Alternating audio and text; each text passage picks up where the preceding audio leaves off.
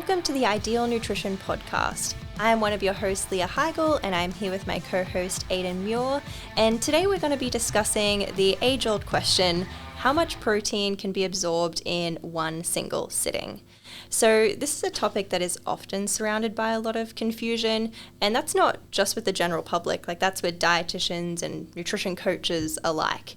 So there's definitely a lot of confusion in this space, and I think that comes from a lot of the specific wording and nuance of the physiology and all of that stuff, like many things in the nutrition space. So in talking about the question of how much protein can the body absorb, I think the first issue is probably terminology. Like, people, when they say absorb, they probably mean how much can we use for muscle building? Yeah. And even that doesn't really solve the debate to make it super simple, which I'll come back to. But like, in prep for this podcast, I Googled how much protein can the body absorb, because I'm just like, I just want to see what people are saying, because like I've heard people, but like, what's going to be the most common thing? And the first thing that came up in the highlighted text, like before clicking on any links or anything like that, was like, the most your body can absorb in one sitting is around 25 grams of protein. And in this case, one sitting refers to the time over the course of 1.5 to 2 hours. So that is an interesting way of thinking about it, because 25 grams, it's not a tiny amount of protein, but it's not much either. And we're going to talk through like later on about like why that concept can't even make sense at all. Like when you think about it hard enough, which is interesting, because as we talked about, like there are even dietitians who 4-year degrees, etc., who might not fully understand this concept. But I also just think that's just, it's not in their area. They've never had to actually think about it super deeply, because when you do think about it, there will be some easy things that kind of make that fall apart. But these kind of statements are pretty much always based on measuring the acute spike in muscle protein synthesis after consuming the protein. So the way they typically measure it will be something along the lines of, this person eats 10 grams protein, 20 grams, 30 grams, 40 grams, and they check to see how much muscle protein synthesis rises by. And whenever it stops rising significantly more, which is actually a key word, that is deemed the optimal amount of protein. The reason why I say that's a key word is because you've finished your sports dietitians course recently, haven't you? Yeah. There was one slide, I don't know if you would have got the same thing as me, but there was one section on muscle building where they were talking about muscle protein synthesis, and they whipped up this slide that was like 10 grams, 20 grams, 30 grams, 40 grams, and the muscle protein synthesis response. And the muscle protein synthesis was actually a little bit higher than the 30 gram, but it wasn't statistically significant. So 30 grams is the most you can have that maximizes muscle protein synthesis. And like, I'm not exactly going to describe myself as a meathead or like a bro science enthusiast, but like me looking at that chart is like, I'd take the 40 grams like in that chart. Like I'd take the one that led to more muscle protein synthesis. But that's just an interesting point that's kind of based on that. And even those studies are not necessarily super consistent. There was even one study that came out over the last 2 years where they did it on people who were elderly, and they did it post-workout. I think it was a full body session, which we know actually can increase the amount of protein required. And 70 grams got better outcomes than a lower amount, which was either 30 or 40 grams. I can't remember off the top of my head. And they came to the conclusion that 70 grams. So it's like, if you just looked at that one study, you would come to the conclusion 70 grams is the most you can absorb, quote unquote, in a single sitting, versus all these other people there's a lot of people who are saying 20 grams is the most you can absorb.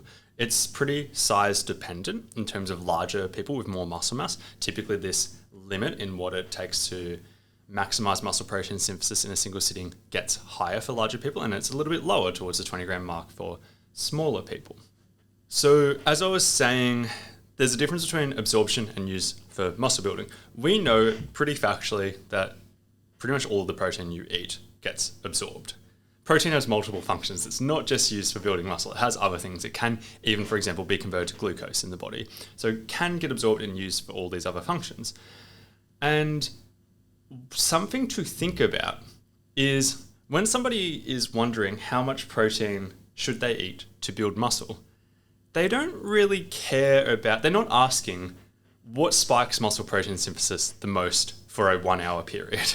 What they're asking is, how much muscle is this going to help me build? Like, they're asking about that. We care about longitudinal outcomes more than muscle protein synthesis. So if one study showed that having, for example, this is a hypothetical thing, it's not actually what we're really talking about, but if somebody had a study where they had 70 grams of protein per meal, and the other one had 30 grams of protein per meal, and they both showed these things in terms of acute muscle protein synthesis, but the 70 grams led to more muscle growth over 12 weeks. Which one would you care about? You're going to go with the one that's getting the muscle growth. Yeah. So that's also something to think about. Like the acute muscle protein synthesis increase is really just a very important but sign. It's just a sign of what we're really trying to measure. So that's something to consider. I think it definitely comes down to the wording that we're using. And I think a lot of people say absorb when they don't mean absorb. Yeah. So there's obviously, like you said, a very big difference between optimizing muscle protein synthesis with your protein intake and absorbing all of your protein. So the amount of protein you absorb from a meal is not dictated by how much protein is in that meal. It can be affected by other things. It could be affected by where you're getting that protein from in regards to protein digestibility of, say, legumes versus steak. That's something that can affect the absorption. But the amount of protein in a meal does not affect the absorption. One example I like to think of is people on a carnivore diet who are getting most of their calories from protein.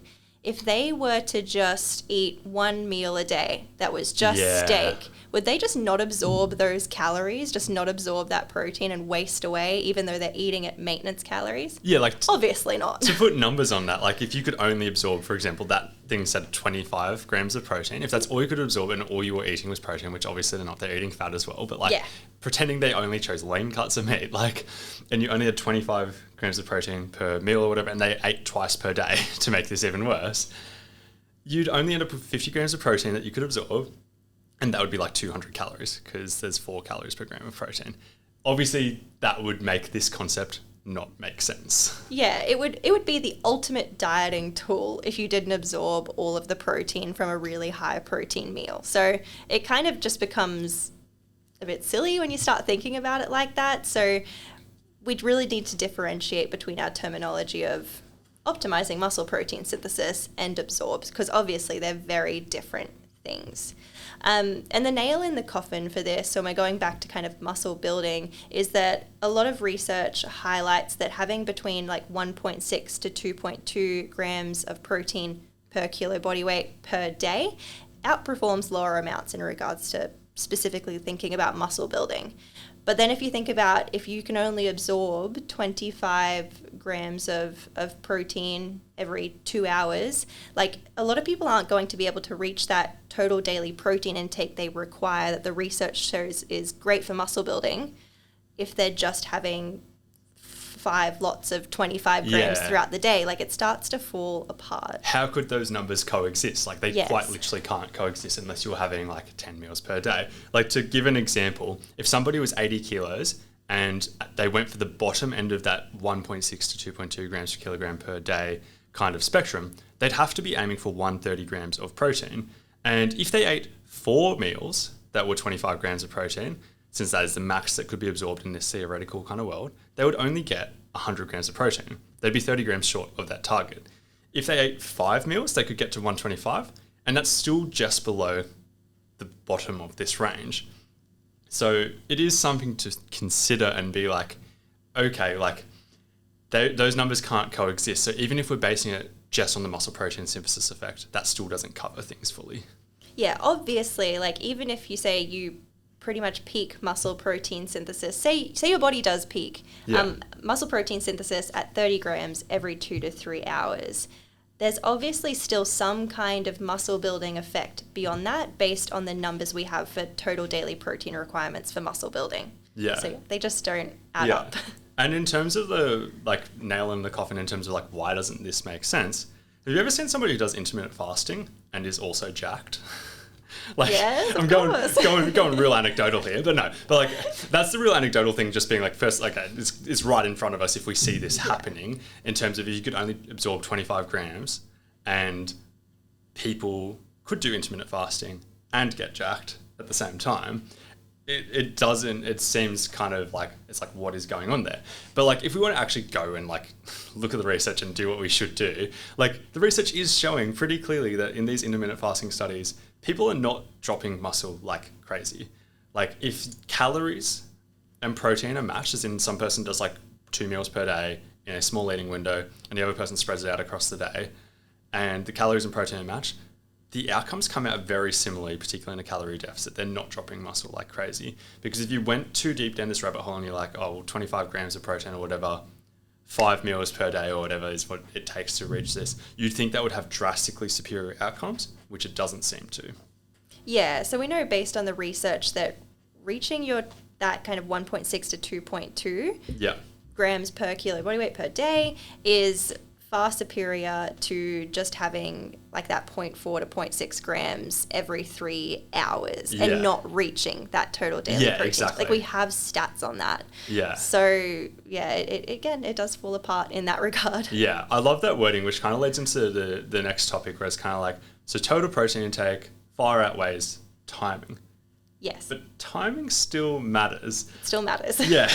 Like if you go, once again in fitness, like people can go too far to either extreme where they're like, oh, protein timing is all that matters, or people could be like, total protein is all that matters. No, it can be both. It's just the way I personally view it is I say that total protein intake is doing about 90% of what you can to build muscle. That's not a research-based number. That's just my best interpretation of the research, about 90%. And the last 10% comes from things like timing in terms of how it's spread out across the day. So in a perfect world, the way to do it is to get that 1.6 to 2.2 grams per kilogram of body weight protein per day, keeping in mind that it's getting complex, but keeping in mind that like if you're quite lean, you might want to go towards the higher end of that target or even higher. If you have a lot of body fat, your range would actually be a little bit lower. Maybe it's like 1.4 to 1.8 or something like that. This is just a generalization in terms of people who lift weights and are kind of lean to start off with. But like we know total protein intake, whatever that means for you personally, is a priority. But then spreading it across the day is still useful because those numbers aren't made up. Like those like limits in terms of maximizing muscle protein synthesis are still important. Because theoretically, like you maximize muscle protein synthesis, you have a gap, you maximize it again, you have a gap, you maximize it again, versus the alternative theoretical way of thinking about it, where it's like you maximize muscle protein synthesis and then you don't eat it again for ages. And you're in a quote unquote catabolic state for a long period of time. Obviously, that's not the be all and end all. Otherwise, intermittent fasting, people lose muscle like crazy. But it still does matter. There is one major study on this that kind of really summarized this from Alan Aragon and Brad Schoenfeld. I'm not really sure if you say it. Schoenfeld? I never know. Yeah, I say Schoenfeld. So I read all this stuff, but like, I don't know. Like reading and saying is very different. But anyway, so from 2013, and the title of this paper is How Much Protein Can the Body Absorb in a Single Sitting for Muscle Building? And their conclusion, which is the conclusion that I have also come to, is that you want to aim for a minimum of, and this is the optimal, keep in mind this is optimal, 4 occasions each day we aim for 0.4 to 0.55 grams per kilogram of body weight protein per meal. And it's 4 to 6, they kind of said. They say a minimum of 4.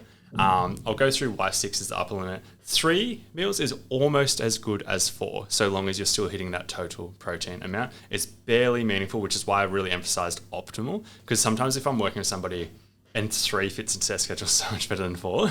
Yeah, if they're just going to skip that 4th meal and not hit their daily protein intake, then it makes sense to just go just 3. Put in 3, yeah, exactly. And it's close enough that it doesn't matter. So that was what was considered to be optimal, and this review included both muscle protein synthesis style data, but also longitudinal outcomes.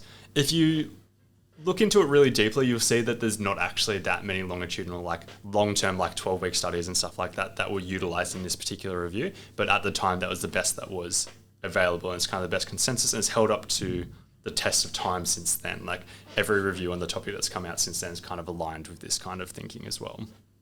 Why, if we look at it from that lens where it's frequent meals or frequent protein feedings is beneficial still, would there be any downside to going higher? Like if a bodybuilder is trying to absolutely optimize their protein intake, why wouldn't they have 10 meals per day?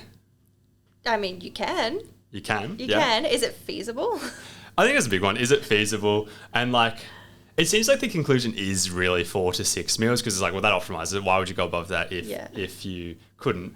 If you didn't need to. But the other way of thinking about it is, do you know about like Leucine Threshold? Oh yeah. You obviously, like, you talk about that from a vegan perspective. Yeah. How hard is that to reach that threshold anyway, particularly on a vegan diet. Oh, on a vegan diet, it's very difficult. Yeah. So imagine you were aiming for, I don't know, 130 grams of protein or whatever, and trying to hit the leucine threshold. That's true. Yeah. So if you're splitting it into too many meals, you wouldn't be hitting that leucine threshold in most of them. That's a really great point. Yeah. I think that's the simplest explanation as to why. So basically, the leucine threshold is basically, we talk about being like 25 grams to optimize muscle protein synthesis, but it goes hand in hand with like a certain amount of leucine. So leucine is an amino acid, which is linked to muscle building. 25 grams of protein typically has around enough leucine to reach the threshold. So if you spread it out over too many meals, you probably wouldn't get that unless you raise your total protein intake quite high. Because even if you think about it, if you're aiming for 200 grams of protein, which is a high target, and you had 10 meals, that's still only 20 grams of protein per meal. So you probably wouldn't reach the leucine threshold, particularly on a plant-based diet. The other theory, which I'm not necessarily sold on, it seems to have fallen a little bit out of favor, but it's still like a theory that gets kicked around that might be relevant, is this concept of a refractory period, which is basically like you stimulate muscle protein synthesis, it's rising, and then it drops, and then you stimulate it again, it's rising, then it drops, and that's how we maximize this approach. And there's this thought process that maybe you stimulate it, it rises, and if you ate again as it was just about to start dropping, it doesn't help anymore. Like it doesn't make it continue to rise or whatever. Like it needs this period to cool down, so to speak, a refractory period to go back. So like either way, like the leucine threshold thing kind of makes a little bit more sense to me. That's more clear cut. The refractory period, maybe it exists, but like whether or not it doesn't really matter because it's like 4 to 6 it seems to be optimal. That's all we need to really think about. 3 is almost as good as 4. If you prefer 3, have 3. Unless you're really chasing optimal, then maybe have 4, but that's a 1%er. That's only a tiny difference.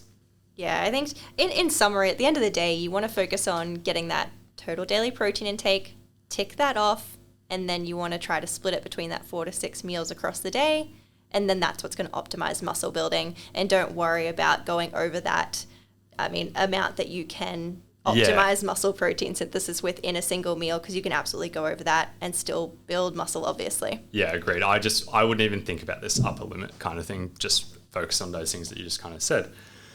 This has been episode 25 of the Ideal Nutrition Podcast. I want to thank once again everybody who's giving us a rating and review. We're on a little bit of delay in terms of we record these in advance, but what would now be like 5 or 6 weeks ago, I asked people on Instagram to give us a rating and review, and it doubled the amount of reviews we've gotten, which was pretty huge. And like, I was reading through it and I was like, this is pretty cool. It's pretty cool. Yeah.